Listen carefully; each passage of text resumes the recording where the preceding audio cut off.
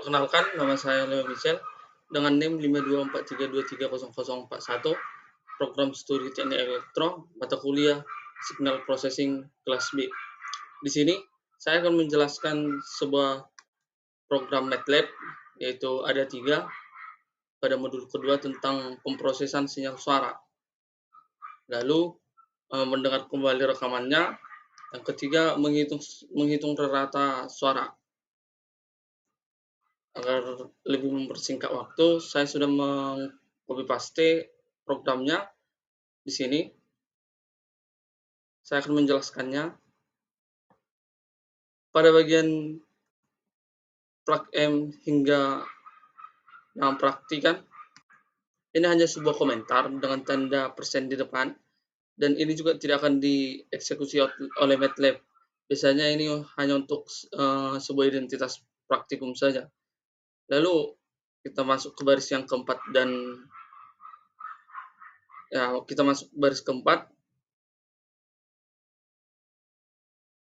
keempat dan kelima. Di sini kegunaannya untuk membuat objek perekam suara. Yang baris kelima ini, record Z, adalah variabel yang menyimpan objek perekam. Secara default biasanya memakai sample rate 8000 Hz, 8 bit, dan mono. Artinya MATLAB sudah menyiapkan alat perekam virtual otomatis. Di bagian ke-6, baris ke-6,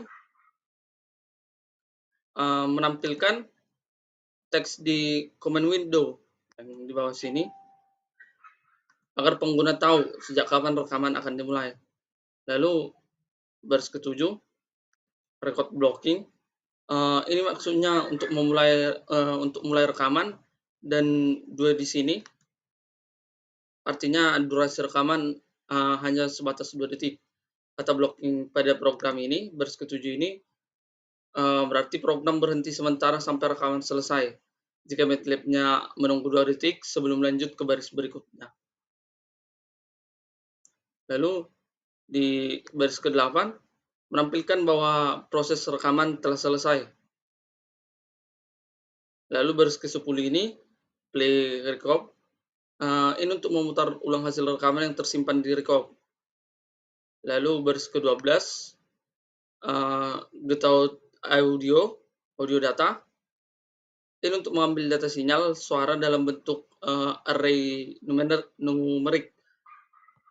Dia berisi nilai amplitudo sinyal terhadap waktu. Data ini sudah dalam bentuk digital. Lalu baris ke-13, plot Y. Ini menampilkan grafik amplitudo sinyal, sumbu X sebagai indeks sampel, sumbu Y sebagai amplitudo.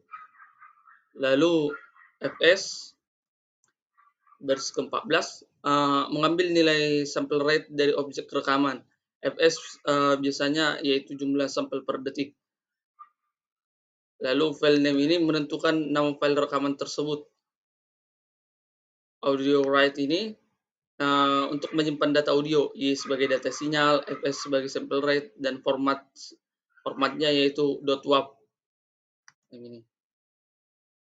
Baru di baris terakhir yaitu clear. Ini untuk menghapus semua variabel dari workspace. Lalu kita coba. Kita run dan paste.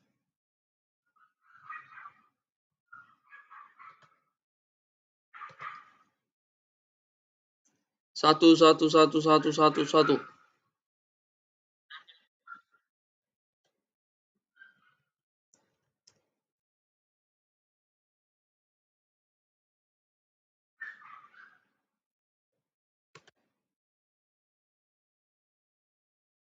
Ini adalah yang ditampilkan barusan pada pemrograman. Kita coba sekali lagi. 1. Ini adalah hasil dari pemrosesan suara tersebut. Oke. Lalu bagaimana cara kita mendengarkan kembali, yaitu pada program kedua, yang dimana program kedua ini baris pertama hingga baris ketiga ini hanya sebuah identitas. Lalu baris kelima Untuk membersihkan workspace, baris ke-6, audio rate, untuk membaca file audio, Y sebagai data sinyal, Fs sebagai sample rate. Lalu sound, baris ke-7, untuk memutar suara dengan sample rate yang benar, dan plot Y terakhir, menampilkan grafik amplitudo terhadap indeks sampel. Kita coba.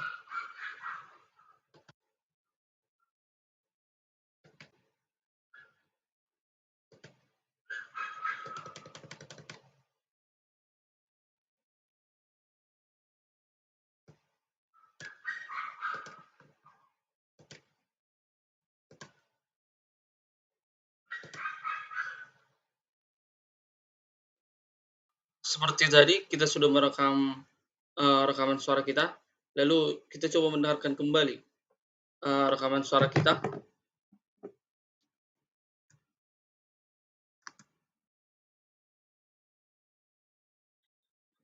Ini adalah hasil rekaman kita yang tadi, yang kembali kita dengarkan kembali. Lalu di sini kita akan mencoba menghitung program ketiga, yaitu menghitung rata suara, standar deviasi, dan energi total sinyal suara. Yang pertama, pada baris keempat dan kelima, clear ini membersihkan komando window yang di bawah. Lalu CLC yang tadi, maksud saya, clear ini sebagai menghapus variabel. File name satu WAP ini menentukan file yang akan dianalisis di bagian current folder. Lalu pada baris ke-10 hingga ke-12, mengecek apakah file ada. Jika tidak, maka program akan berhenti dan menampilkan error. Lalu Y dan Fs ini membaca file audio. Lalu EF ini jika stereo 2 channel, maka channel pertama yang akan diambil saja.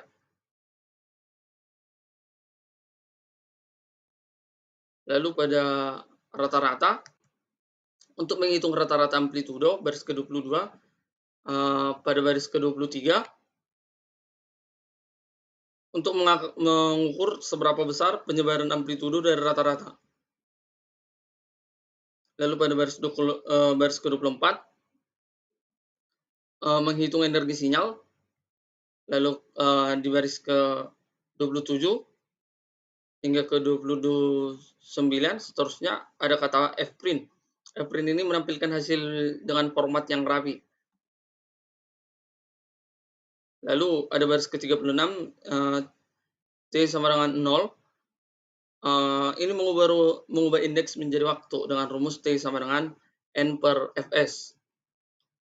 Lalu pada baris ke-38 dan 39, figur dan plot ini menampilkan grafik waktu dan versus amplitudo. Lalu pada baris ke-40 hingga ke-43 terakhir, grid on, ini memberikan label dan grid agar lebih informatif. Lalu kita demikian pemaparan materi tentang pemrograman MATLAB ini dari saya. Jika ada tutur kata yang salah, saya minta maaf. Sekian dan terima kasih.